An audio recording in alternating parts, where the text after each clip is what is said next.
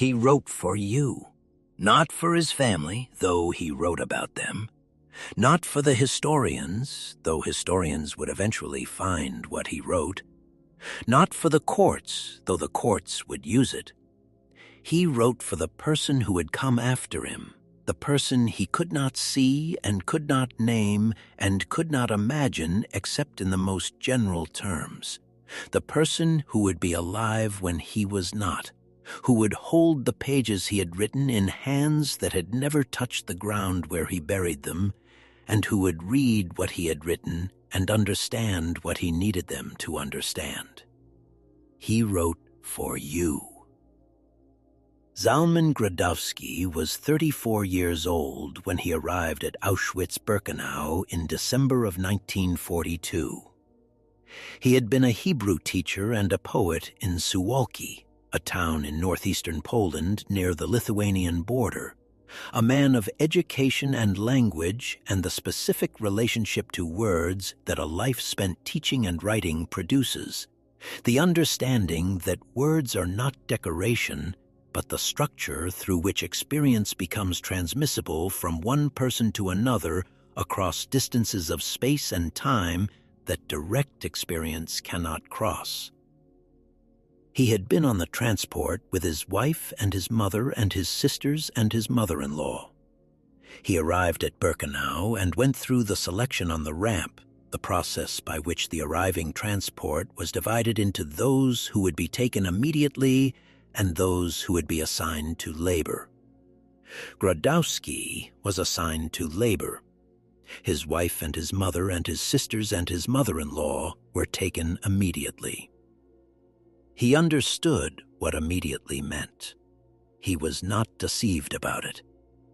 The machinery of Birkenau was not a secret from the people who worked inside it, and Gradowski had been assigned to the work that made his understanding specific and complete and permanently beyond the reach of the denial that distance might have permitted.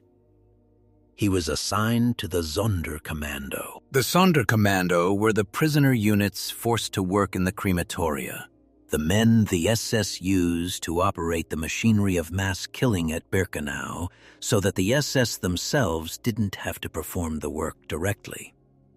They were chosen from the arriving transports, and they were given food and slightly better conditions than the general prisoner population, and they were killed periodically and replaced with new prisoners because the SS understood that men who had seen what the Sonderkommando had seen could not be permitted to survive the war and tell anyone what they had seen.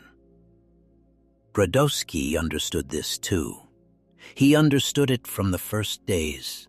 He understood that the specific nature of his assignment meant that his survival was not an administrative possibility, that the killing of the Sonderkommando was as systematic as everything else in Birkenau, and that the question of when was a matter of the camp's operational schedule rather than anything he could influence. He decided to write. The decision was not simple, and it was not made quickly, and the account Gradowski himself gives of why he wrote is the most important thing he left behind. More important in some ways than the specific content of the testimony, because the why explains the what, and the what without the why is just description, and description without the why is the photograph without the mountain. He wrote because he understood that he was the only person who had seen what he had seen and who was going to have the opportunity to write about it. The world outside the wire did not know with specificity what was happening inside the crematoria at Birkenau. The world outside the wire had information, rumors, intelligence reports, the testimonies of the handful of people who had escaped and been believed. But the specific interior knowledge, the knowledge of a man who had been inside the machinery and had survived long enough to describe it from the inside, was knowledge that would die with the Sonderkommando if the Sonderkommando did not find a way to give it to someone else before they died. He was a man of language. He had spent his professional life understanding that language was the bridge between one person's experience and another person's knowledge, that the bridge was imperfect and required construction, and that the construction was the work, and that the work was worth doing even when the bridge was imperfect and even when the person on the other side was unknown. He built the bridge. He wrote in Yiddish, which was his native language and the language in which he could write with the fullness that the work required, the language in which the specific textures and rhythms of his experience were available to him without the mediation that a second language requires. He wrote in whatever time was available, which was limited and unpredictable and subject to the demands of the work the SS required of him. He wrote on paper that he obtained through the internal economy of the camp, the trading and acquiring that prisoners conducted in the margins of the official system. He wrote with the awareness that discovery of the writing meant death, which added to the death that was already coming, a death that was sooner and worse. And he wrote anyway because the alternative was the writing not existing, and the writing not existing was the one outcome he could prevent. He described what he had seen. He described the arrivals, the transports coming in, and the ramp, and the selection, and the column moving toward the crematoria. He described the specific details that only a man who had been there could know. The sounds and the light and the sequence of what happened and the faces of the people in the column who did not yet know what the column was moving toward, and the faces of the people who did know. He described his own experience of witnessing, what it cost him to be present for what he was present for, the specific weight of a man who had been forced to be a witness to something that no human being should be required to witness, and who had decided that the witnessing required a record. He described his wife. He had last seen her on the ramp in the column that moved toward the crematoria while he was moved in the other direction. He didn't know the precise moment. He knew the general sequence. He wrote about her with the specific attention that grief gives to memory, the way loss makes the details of the lost person more precise rather than less, as though the mind understands that the details are all that remain and holds them accordingly. He wrote, "I am writing these lines in the shadow of death, feeling no fear before it, having already lived through many deaths. I am writing so that the world might know what happened. I am writing so that you who are reading this will know, so that you who are reading this will know." He was writing to the reader, directly, without the mediation of the historical distance that makes the past feel like the past rather than like a man sitting at a table writing to you specifically, choosing words for you specifically, burying the pages in the ground near a crematorium in Poland for you specifically to find. The manuscript he buried in the autumn of 1943 was found in March of 1945, 2 months before the end of the war, by Soviet soldiers conducting searches of the Birkenau site after liberation. The manuscript was partially damaged by the time and the ground and the conditions of its burial. What remained was enough. What remained was Gradowski's voice, the voice of a man writing in full knowledge of his situation and full possession of his language, addressing the person who would find the pages with the directness of someone who had decided that directness was the only appropriate register for what needed to be said. He buried a second manuscript in the summer of 1944. This one was found in 1961, 17 years after it was buried, during construction work near the site of Crematorium II at Birkenau. The ground had preserved it better than the first. The second manuscript was more complete, more extended, the work of a man who had had more time and had used the time to write more fully and more carefully, as though he had learned from the first manuscript what the second one needed to be. Both manuscripts are now in the archive of the Auschwitz-Birkenau State Museum in Oswiecim, Poland. They have been translated into multiple languages. They have been published. They have been studied by historians and cited in scholarship and read by ordinary people who wanted to understand what happened inside the crematoria from the account of a man who had been there. Gradowski didn't survive to know any of this.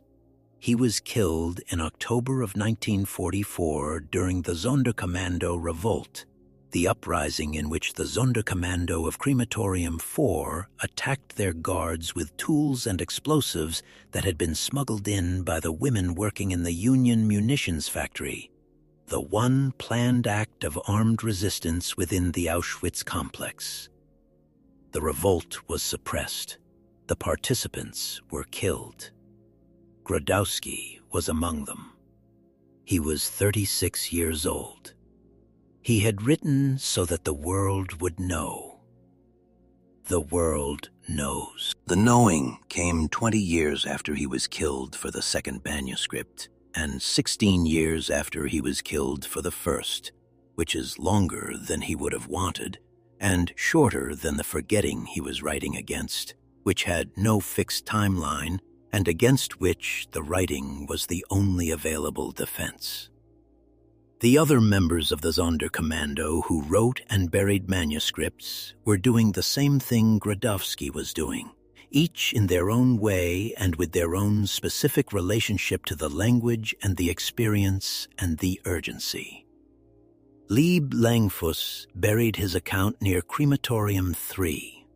It was found in 1952. Zalman Gradowski buried his account near Crematorium II.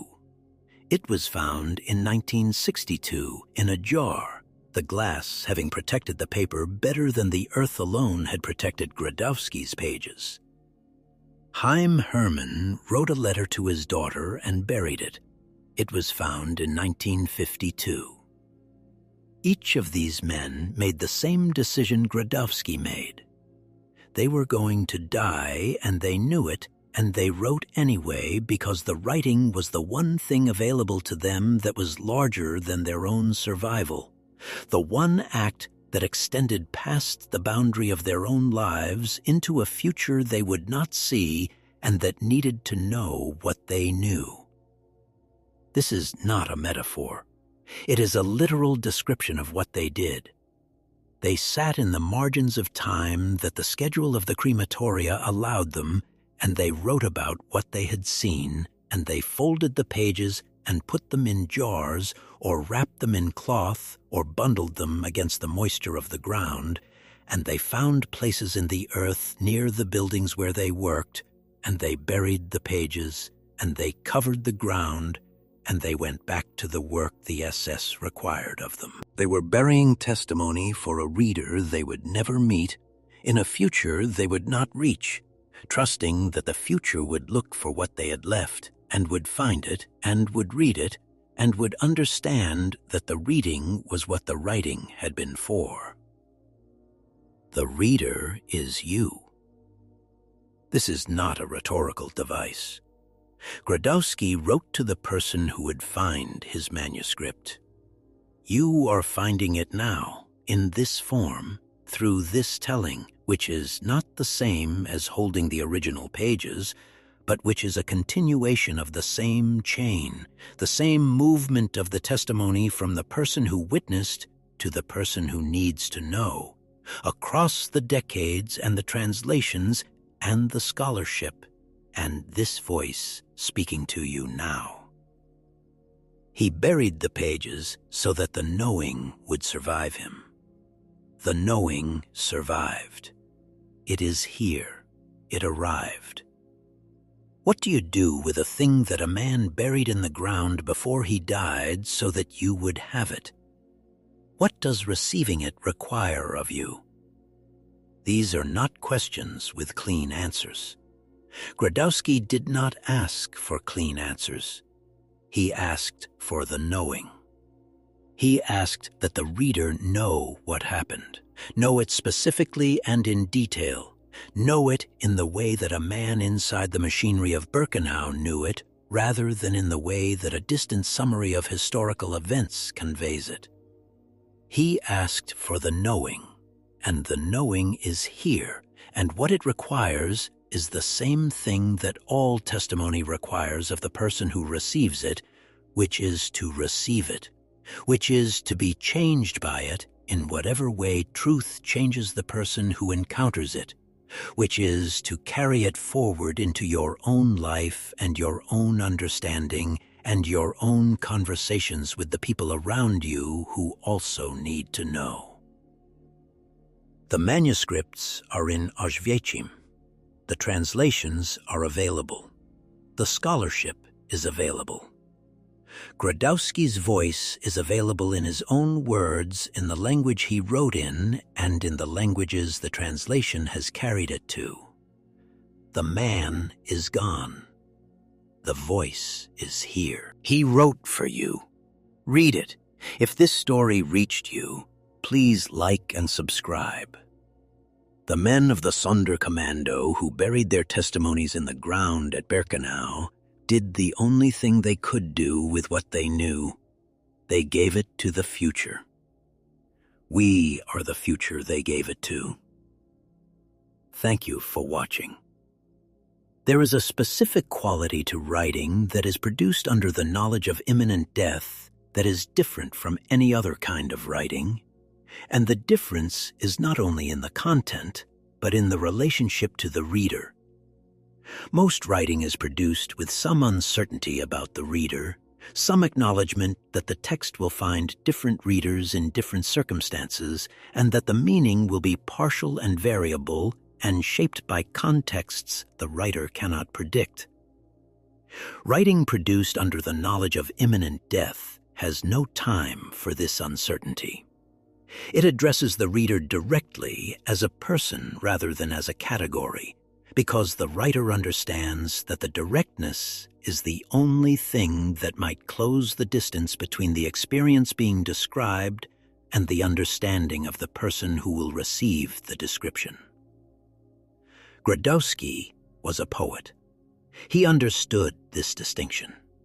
He understood that the indirect approach, the approach that describes events and leaves the meaning to be inferred, was not adequate for what he needed to say. He needed to say it directly. He needed to say, I was here. This happened. I am telling you because you need to know. The directness was not a stylistic choice. It was the only honest way to write from where he was writing. He wrote about the night sounds of Birkenau, the sounds that came through the walls of the building where the Sonderkommando slept, which were the sounds of the machinery of the Crematoria and the human sounds that accompanied them, the sounds that the men inside the building heard every night and that Gradowski described not because the description was bearable, but because the bearing of it was what had happened and the happening needed to be recorded. He wrote about the sounds with the precision of a man who had been forced to be present for them and who understood that the precision was the only way to transfer their reality to a reader who had not been present. He wrote about the things he thought about to remain a person in the conditions that were designed to prevent him from remaining a person. He thought about Suwalki. He thought about the schoolroom where he had taught Hebrew to children who had learned the language of their ancestors and who had brought to the learning the specific enthusiasm of children encountering something ancient and alive simultaneously. He thought about the walks he had taken in the town and the specific quality of the light in certain seasons and the faces of people he had known and the conversations he had had in the language that the conditions of Birkenau were attempting to make the last language he would ever use. He thought about these things, and he wrote about thinking about them, which is a form of resistance that has no military dimension and no tactical significance, and that is nevertheless resistance in the only sense that the word carries inside the wire of Birkenau, which is the refusal to allow the conditions to be the whole of reality. The insistence that the reality of Suwalki and the schoolroom and the walks and the light was as real as the reality of the crematoria, and that the person who had lived in that reality was as real as the prisoner who was living in this one. The Sonderkommando revolt of October 7th, 1944 was planned over months in the same margins of time that Gradowski had used for the writing, in the same careful concealment that the writing had required.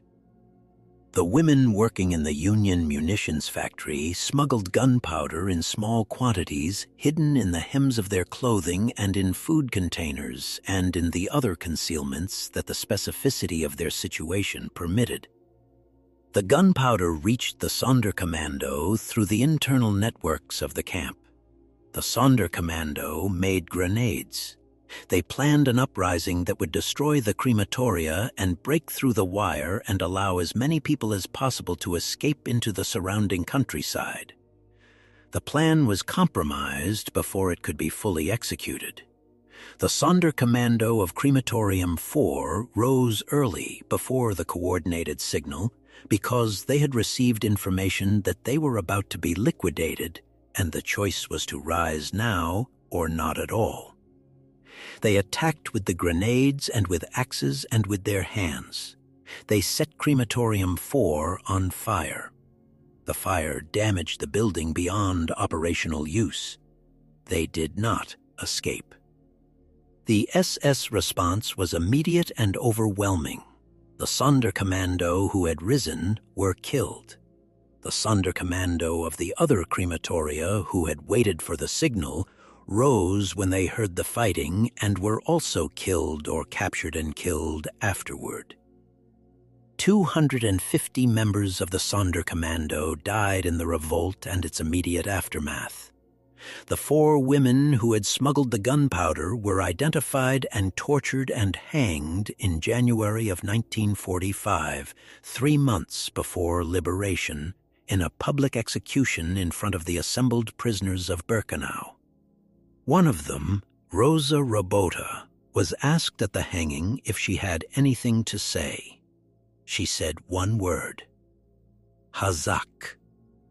It is a Hebrew word. It means, be strong. Gradowski had been killed in the revolt 3 months before Robota said her last word. He had died in the uprising he had helped plan. The uprising that destroyed 1 crematorium and killed 250 men and changed nothing in the operational capacity of the camp except the calendar, which is the accounting that history makes of armed resistance inside Birkenau in October of 1944. The accounting is incomplete. The accounting that measures only the operational impact of the revolt on the camp's capacity to function misses the thing that Gradowski had understood and had written about and had buried in the ground before the revolt, which is that the accounting of what people do in conditions designed to make everything they do meaningless cannot be made only in terms of operational impact. The manuscripts buried in the ground near the crematoria were not operationally significant. They did not slow the machinery. They did not save the people in the columns. They did what Gradowski had written them to do, which was carry the testimony forward to the person who would find the pages and read them and know. You know now. The manuscripts are in Auschwitz.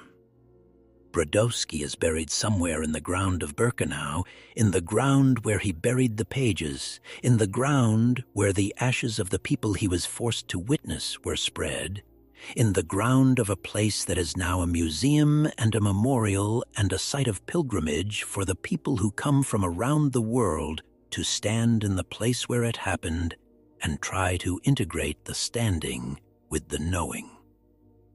The standing and the knowing are different things.